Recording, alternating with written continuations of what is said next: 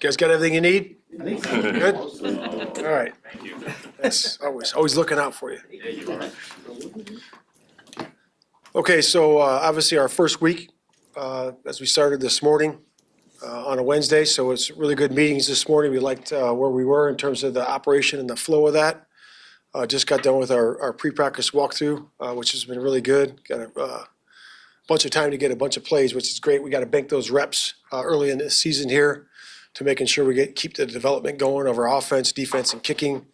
You know, it's really as we find our winning formula, you know, for success. And that's everybody in the league's working on that right now. So, and we're no different. But working into practice here, we're going to be in pads to start the year on this day, and it's going to be physical. You know, and it's not just offense and defense. It's our kicking team and rushing against our punt team and all those things that we have to get the looks full speed.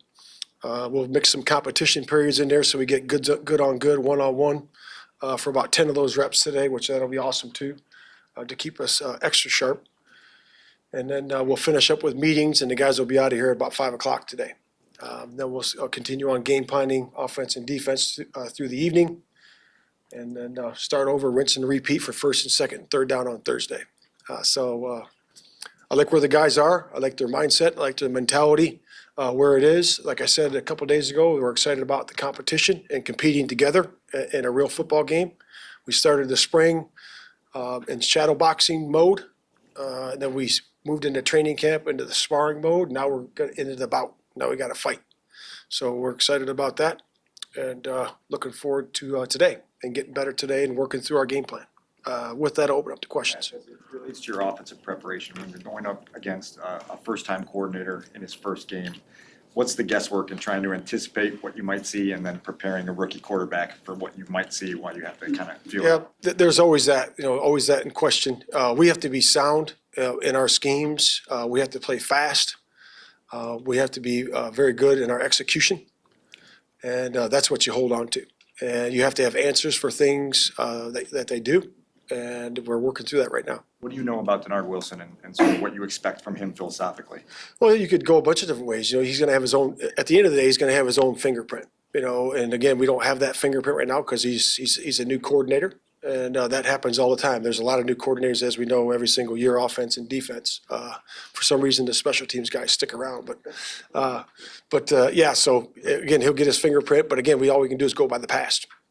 Matt, what has you feeling most confident maybe that this team is better prepared to start fast compared to what you guys did last year? Yeah, just what we see on the grass, and we were healthier.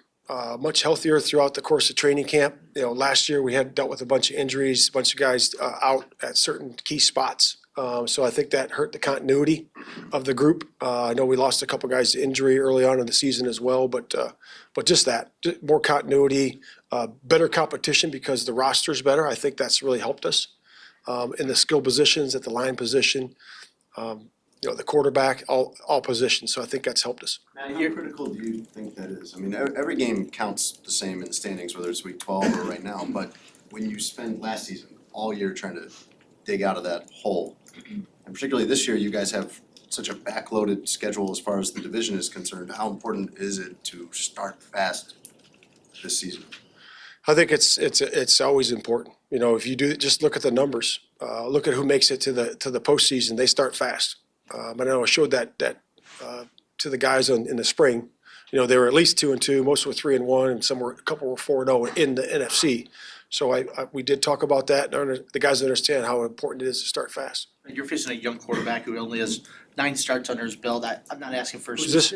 Facing Levis this weekend. Okay. I'm not asking for specifics, but what's the key to getting after a young quarterback from a coordinator standpoint? Yeah, just we're focused on us, honestly, what we do, how we do it, and doing it really well. And that's what we're focused on. We know what the people that we're playing against, obviously, a really good receiving core. They got 3 dynamic receivers that are good, all accomplished. Their runners have experience. Both are accomplished. They got their line. They got some new pieces on the line, but are really skilled on the one side for sure. So, and they got a new center. I mean, so there's every week's different, but we got to focus on us. Of course, try to eliminate their strengths, and do those things and minimize those, but really just play to our strengths.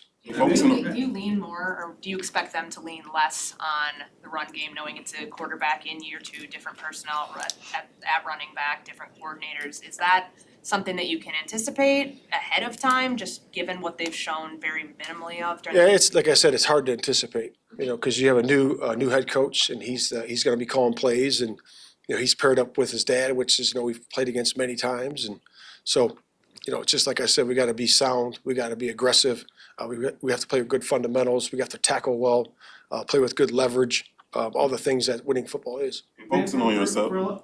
I'll come back to you, Herb. For a lot of fans, there's a big curiosity factor about Caleb, big excitement and, what can happen. You've seen him since rookie minicamp, and I guess, but you've never seen him in a real game. What about for you, from your vantage point as head coach? Is there a curiosity factor and excitement? How is that for you, just to see Caleb in his first game? Yeah, it's exciting. It really is. I'm excited to see him, and I'm excited to lean on his teammates. Lean in and lean on his teammates, because that's what you have to do as a quarterback.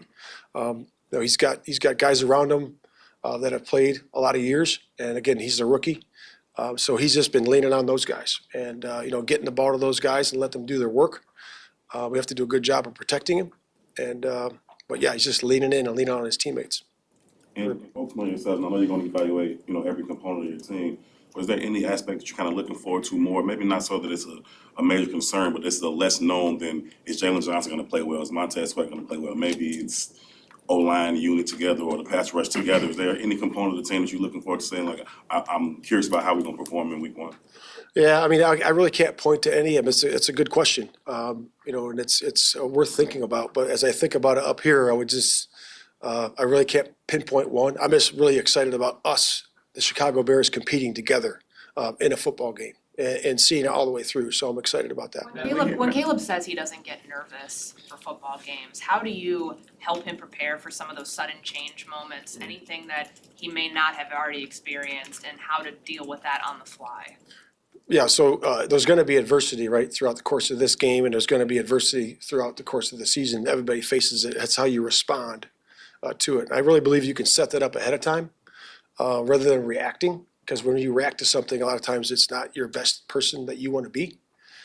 So you can set that up. Knowing that there's going to be adversity in the game, you can set your response up and understand, hey, this is how I will respond to this, with a can-do attitude and moving on to the next play and bringing my teammates along, rather than the other way, when you react and you do things that you don't want to do. So we're always talking to our players about that, responding the right way and responding together and pulling together through adversity, and he's no different. Flus, Around the league, go ahead.